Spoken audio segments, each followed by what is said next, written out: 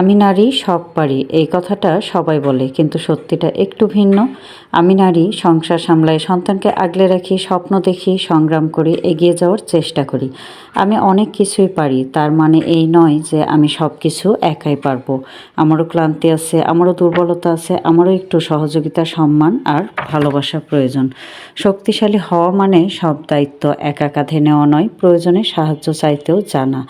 আমি নারী, অনেক কিছুই পারি, তবে সব ক্ষেত্রে নয়, সেটাই স্বাভাবিক। নারী মানে সুপারহিরো নয়, নারীও একজন মানুষ, তারও বিশ্রাম, সম্মান আর সহযোগিতা প্রয়োজন। অনেক নারী আছে সব কিছু পারার পরও কেন করে না জানেন? যখন তারা মূল্য পায় না।